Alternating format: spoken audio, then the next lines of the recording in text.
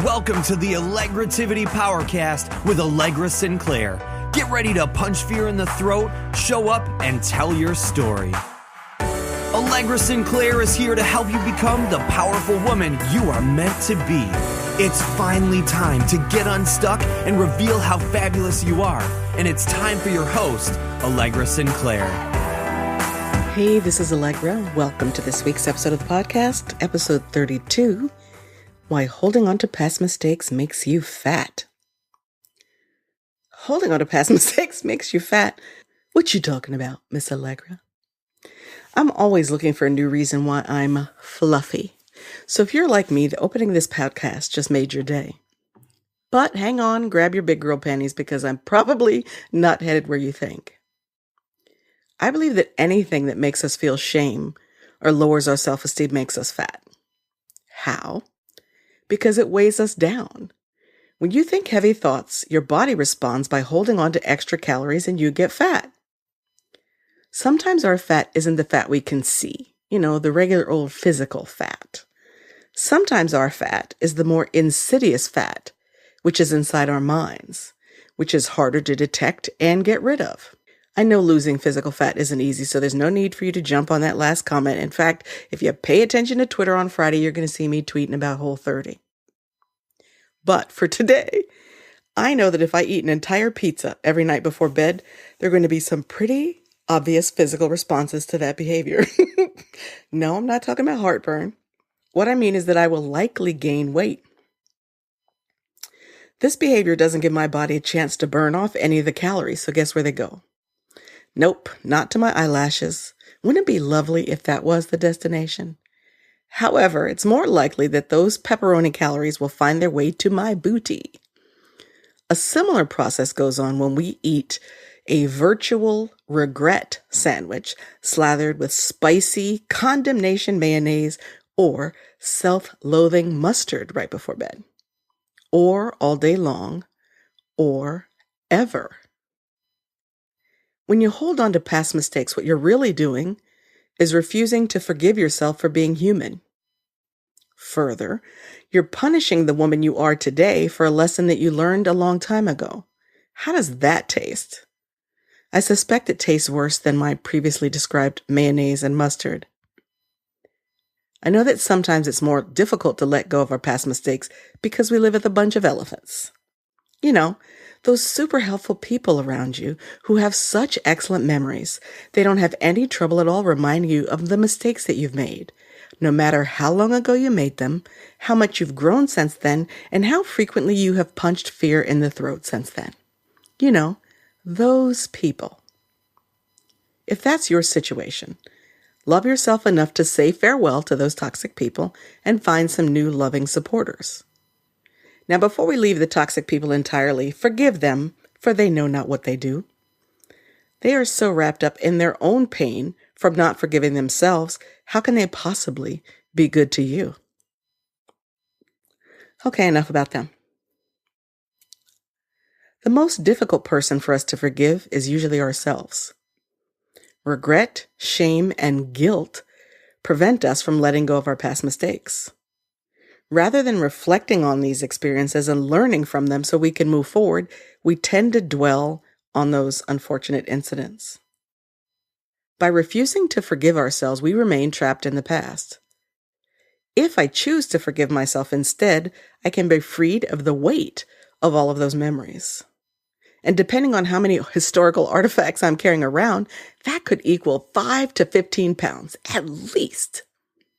Now that's an instant weight loss program I can really get behind. I've previously written about the 4 most important steps to forgiving yourself, so I do know that sometimes it's way easier said than done. But based on this new scientific data that being mean to yourself makes you fat, I think we need to revisit the subject. So if you've decided to give yourself a break, how do you do that? Quite simply by accepting yourself and anything that you've done in the past that makes you feel ashamed right now. You've already learned those lessons, so now you can approach your future with clean hands and a decision to live differently from this moment forward. Now I know I made that sound easy. It's not easy. It is simple, but not always easy. But here are 3 strategies to stop letting past mistakes make you fat. Strategy number 1, be honest with yourself and others about your error and hold yourself accountable. Oh, I told you needed your big girl panties. Sometimes it is really hard to be honest with ourselves and hold ourselves accountable. But we can't fix what we will not face. So if you reflect on the mistake that you're unable to get over and you clearly identify what you really did and did not do, then you can own up to what you did instead of justifying your actions. See, justifying your actions is delaying your peace. Being honest with yourself and owning your mistake is the first step to releasing the pain, guilt, shame, and calories that you're carrying. Think about the event and the circumstances that led to your mistake, and be honest about how you felt then and how you're feeling now. You also have to ask yourself how your mistake may have impacted others. If you're really struggling with facing a particular event, you may need to seek outside help from a close friend, a relative, a counselor, a trusted religious leader. See, the trust factor is important because sometimes our memories play tricks on us and we imagine, in retrospect, the result of our mistake to be much larger than it actually was or is. But someone who you like and trust is probably going to be much more forgiving and paint your mistake in a more favorable light. And right now, while you're working on letting this go, you need that grace. Strategy number 2, if you can, try to remedy the situation and make amends. Now, this is not an opportunity to beat yourself up further, nor am I asking you to volunteer to let other people beat you up. I want you to treat yourself as well as you would treat a close friend. So that thought you're thinking right now about this particular mistake, if you wouldn't say that to your best friend, don't say it to yourself. With that frame of reference, consider what you could have done differently to prevent the mistake and then develop a plan to act differently if you face a similar situation in the future. Doesn't that feel better? I can tell you already feel lighter. Even if it's been a long time since the mistake happened, if the result of your mistake caused harm to others, consider offering a sincere apology and asking for forgiveness. This action alone can be super healing for both you and the person who you may have impacted.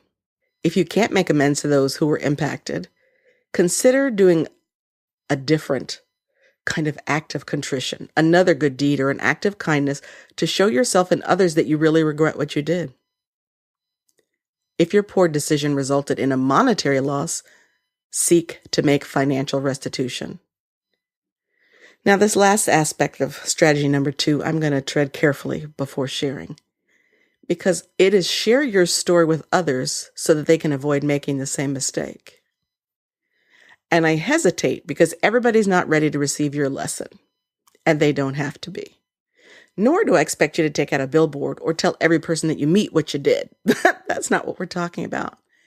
But if you genuinely feel a need to tell somebody else what happened so that they don't have the same mistake, do that.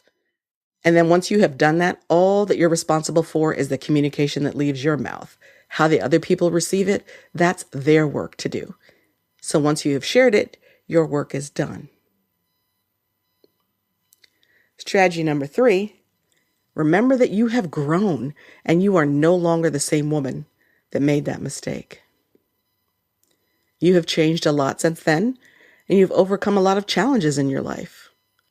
The thing is, lots of us have made a lot of changes and overcome lots of things in our lives, but we don't usually stop to acknowledge this growth because we're too busy moving on to the next challenge or maybe the next crisis.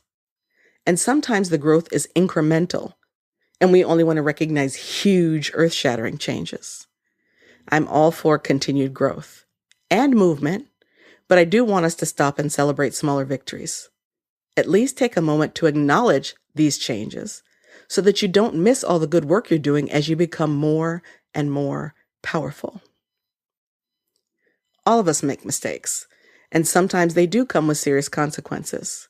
But regardless of how serious our mistakes may have been, all of us deserve forgiveness, and we can start by forgiving ourselves. Holding on to who you used to be is preventing you from being all that you are right now. And let us not forget, holding on to your past mistakes is making you fat. Remember that old story about not being able to pick up dollars because we're so intent on holding on to pennies? I think that same philosophy applies here. You'll notice as you practice letting go of your past mistakes that the memory of them hurts less, and you feel lighter and more positive about yourself and what you're capable of doing. You have to decide to leave the past where it belongs if you want to take advantage of your present and your future. If you need some additional support at letting go of past mistakes so that you won't be fat, visit my website at allegrasinclair.com/32 because I will include 2 links to affirmations in the show notes that you can use to retrain your mind so you can speak about yourself more positively. Thanks for listening. I'll catch you next time. Now you've been given permission to be more powerful and influence more people. If you've enjoyed this episode, please head over to allegrasinclair.com/iTunes and leave a review. It will help Allegra get the message out to more women that they can punch fear in the throat, show up, and tell their stories. We'll see you next time on the Allegrativity Powercast with Allegra Sinclair.